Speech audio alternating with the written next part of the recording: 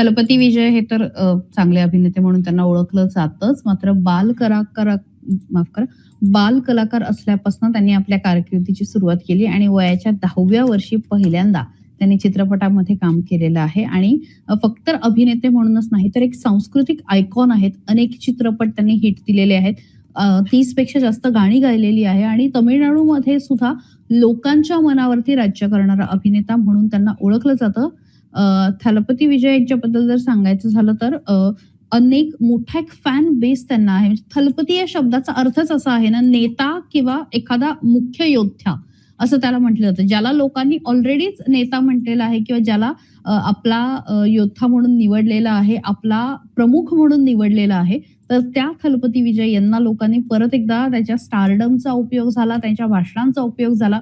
त्यांनी जी आश्वासनं दिली ती सगळी आश्वासनं वर्क झाली आणि त्यानंतर असं आपण म्हणू शकतो की तमिळनाडूमधली सत्तापालट जी आहे ती त्यांनी करून दाखवलेली आहे. 22 जून 1974 चेन्नईमध्ये जन्म झाला. वडील S. A. चंद्रशेखर प्रसिद्ध दिग्दर्शक आहेत, तर आई शोभा चंद्रशेखर या गायिका आहेत. थलपती विजय यांचं नाव जोसेफ विजय चंद्रशेखर. कॅथलिक आहेत ते, ख्रिश्चन मधनं येतात आणि बालपण जे आहे ते चित्रपटसृष्टीमध्येच गेलं. लहानपणापासून अभिनयाची आवड होती.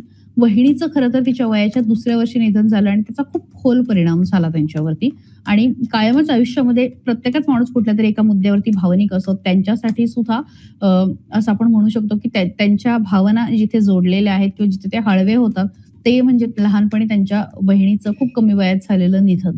चेन्नईमध्ये त्यांनी आपलं शालेय शिक्षण घेतलं आणि त्यानंतर लॉयला कॉलेज इथे व्हिज्युअल कम्युनिकेशनचा अभ्यास केला.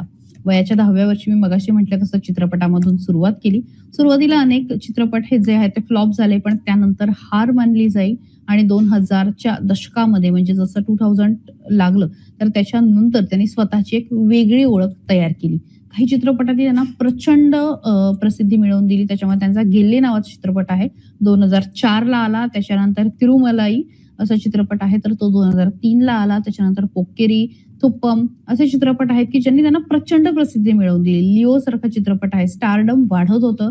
त्यांची ऍक्शनची शैली, त्यांचे डान्सची स्टाईल, त्यानंतर प्रेक्षकांशी जोडलेली प्रतिमा यामुळे नेता किंवा कमांडर लोक त्यांना म्हणायला लागले आणि 2019 मध्ये संगीता सोनारलिंगम यांच्याशी विवाह केला. जसन संजय आणि दिव्या साशा अशा 2 मुलांचे ते वडील आहेत आणि कायमच त्यांनी त्यांचं पर्सनल लाईफ वेगळं ठेवलं, त्यांचं पॉलिटिकल लाईफ वेगळं ठेवलं.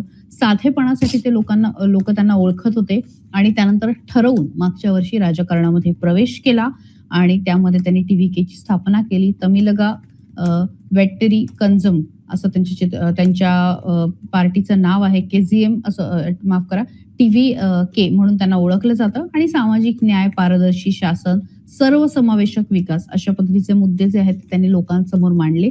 मी मगाशी म्हटलं तसं की लग्नामध्ये 8 ग्रॅम सोनं देणं असू द्या, महिलांना ₹2500 दरमहा देणं असू द्या, शाळांमध्ये सरकारी शाळांमध्ये शिक्षण घेणाऱ्या मुलांच्या आयांना वार्षिक ₹15,000 देणं, अशा वेगवेगळ्या योजना आणल्या. मग त्याच्यामध्ये बेरोजगार मुलांसाठी ₹4,000 दर महिना मी भत्ता देईल अशा पद्धतीचं आश्वासन दिलं. यासोबतच 5 लाखापर्यंत इंटर्नशिपचं मानधन सांगितलं. यासोबतच 5 लाख नवीन रोजगार हा तमिळनाडूमध्ये आम्ही तयार करू अशा पद्धतीचं आश्वासन दिलं आणि या सगळ्याचा एक मोठा परिणाम झाला आणि अनेक वर्षापासून तमिळनाडूमध्ये DMK आणि ADMK यांचं जे आलटून पालटून सरकार होतं तर ते कुठेतरी बदललं आणि आत्ताच्या घडीला 234 पैकी 110 जागांचे कल जे आहेत ते TVKला मिळालेले आहे आणि ही एक मोठी बातमी आजच्या संपूर्ण या 5 राज्यांच्या निवडणुकांमधली म्हणावी लागेल की एखादा अभिनेता हा फक्त अभिनेता राहत नाही, तर तो नेता होतो आणि स्वतःच्या बळावरती लोकांना कन्व्हिन्स करून नेता होतो.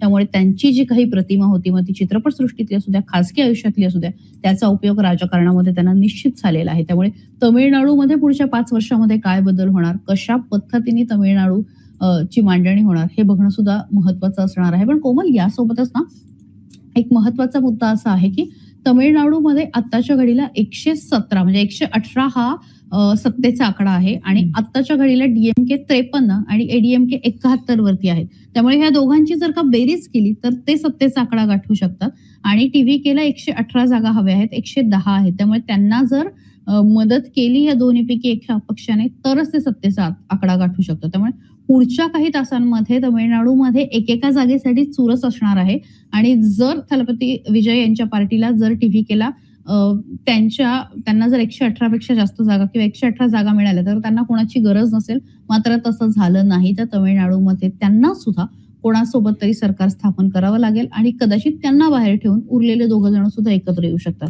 त्यामुळे तामिळनाडूचं राजकारण हे नव्या मोडवर जाऊ शकतं का? तिथे सुद्धा सत्तेसाठी खेचाखेची होऊ शकते का? हे सुद्धा बघावे लागणार आहे. आकडे फिरणार का? राजकारण फिरणार का? माणसं फिरणार का? राजकारणाचे आता फासे पडायला सुरुवात झालेली आहे. भारतामधल्या 5 राज्यांचा हा निकाल बघतोय आणि त्यामधलं तामिळनाडूचं चित्र जे आहे ते आपण समजून घेण्याचा प्रयत्न केला.